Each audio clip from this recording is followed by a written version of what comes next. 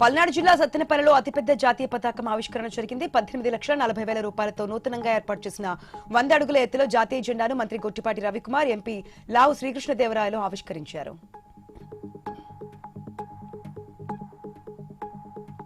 ధూపదీప నైవేద్య అర్చకులకు ఉద్యోగ భద్రత కల్పించాలని అర్చకుల సంఘం రాష్ట్ర అధ్యక్షుడు వాసుదేవ్ శర్మ ప్రభుత్వాన్ని డిమాండ్ చేశారు. హైదరాబాద్ కాచిగూడ చౌరస్తా నుంచి అబిడ్స్ బొగ్గులకుంటలోని ఎండోమెంట్ కమిషనర్ కార్యాలయం వరకు ర్యాలీ చేపట్టారు.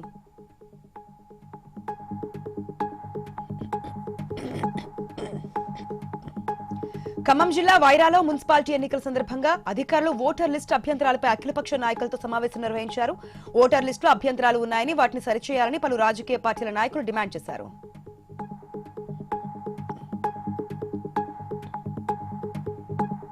ఖమ్మం జిల్లా వైరాలో 37వ జాతీయ రోడ్డు భద్రతా వారోత్సవాల సందర్భంగా motor vehicle inspector Varaprasad private school బస్సులను తనిఖీలు చేపట్టారు. ప్రైవేట్ స్కూల్ యాజమాన్యాలు స్కూల్ బస్సులపై ప్రత్యేక శ్రద్ధ వహించాలని కోరారు. ప్రకాశం జిల్లా సింగరాయకొండలో శ్మశాన భూమిని కబ్జా చేసిన వ్యక్తిపై చర్యలు తీసుకోవాలని గిరిజనులు తహసీల్దార్ కార్యాలయం ఎదుట ధర్నాకు దిగారు. శ్మశాన స్థలంలో సమాధులను సైతం తొలగించి చదును చేసిన చాంద్ పాషాపై చర్యలు తీసుకోలేదని డిమాండ్ చేశారు.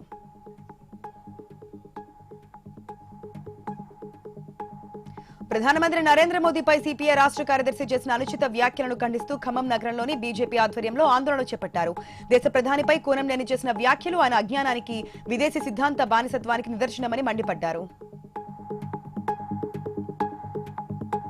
రాజన్న సిరిసిల్ల జిల్లా బైపాస్ లో ఘోర రోడ్డు ప్రమాదం జరిగింది. బైక్ ను కారు ఢీకొట్టిన ప్రమాదంలో ద్విచక్ర వాహనంపై ఉన్న హోంగార్డ్ అక్కడికక్కడే మృతి చెందాడు. మృతుడు తంగలపల్లి మండలం బద్దెనపల్లి గ్రామానికి చెందిన దేవయ్యగా గుర్తించారు పోలీసులు.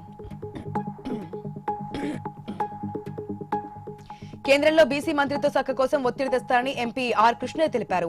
హైదరాబాద్ లో విద్యుత్ ఉద్యోగుల మహాసభ పోస్టర్ ఆవిష్కరించిన ఆయన దేశానికి స్వాతంత్ర్యం వచ్చి 78 ఏళ్లు గడుస్తున్న బీసీలకు ప్రత్యేక మంత్రిత్వ శాఖ లేకపోవడం బాధాకరమన్నారు.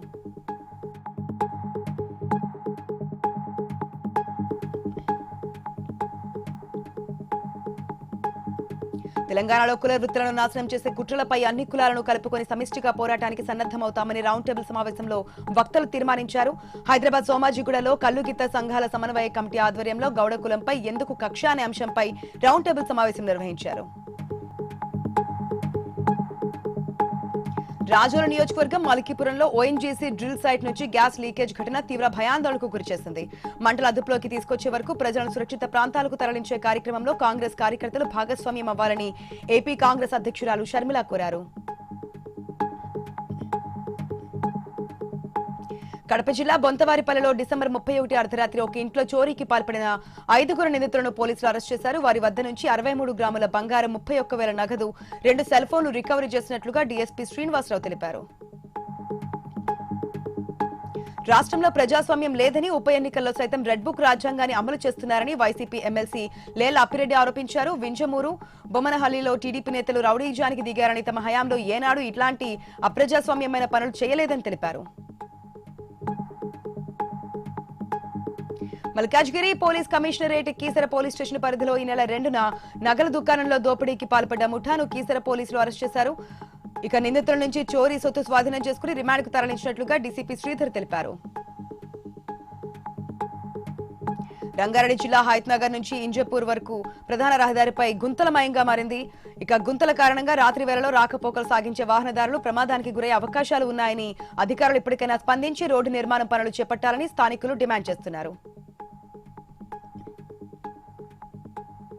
ప్రభుత్వ వైద్య ఆరోగ్య వ్యవస్థపై వైసీపీ అసత్య ప్రచారం చేయడం తగదని ప్రభుత్వ విప్ బొలిశెట్టి శ్రీనివాస్ అన్నారు. జగన్ ప్రభుత్వ అసమర్థత వల్ల గాడి తప్పిన వైద్య రంగాన్ని కూటమి ప్రభుత్వం సరిచేసి ప్రజలకు పూర్తి స్థాయి వైద్య సేవలు అందించే విధంగా అభివృద్ధి చేస్తుందని అన్నారు. వెనిజువెలా దేశ రాజధానిపై అమెరికా బాంబు దాడి నిరసిస్తూ నిజామాబాద్ జిల్లా ఆర్మూర్లో సిపిఎం నేతలు ట్రంప్ దిష్టిబొమ్మను దగ్ధం చేశారు. ఆ దేశ అధ్యక్షుడు నికోలస్ మధురు ఆయన భార్యను కిడ్నాప్ చేయడాన్ని తీవ్రంగా ఖండిస్తున్నామని సిపిఎం డివిజన్ కార్యదర్శి పల్లపు వెంకటేష్ తెలిపారు. శ్రీ సత్యసాయి జిల్లా కదిరిలో పలు మెడికల్ షాపులలో డ్రగ్ కంట్రోల్ డిపార్ట్మెంట్ అధికారులు తనిఖీలు నిర్వహించారు. మత్తు కలిగించే ఔషధాలు అమ్మేవారి రికార్డులను పరిశీలించి 5 మెడికల్ షాపుల వారికి నోటీసులు ఇచ్చినట్లుగా డ్రగ్స్ కంట్రోల్ అధికారులు తెలిపారు.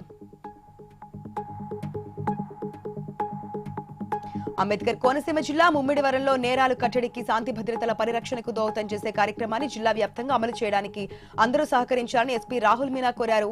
ఐపోలవరంలో జాతీయ రహదారి వివిధ గ్రామాల ముఖ్యమైన ప్రదేశాలలో ఏర్పాటు చేసిన సీసీ కెమెరాల యూనిట్ ను ఎంపీ హరీష్ మాథూర్, ఎమ్మెల్యే దాట్ల సుబ్బరాజు ప్రారంభించారు.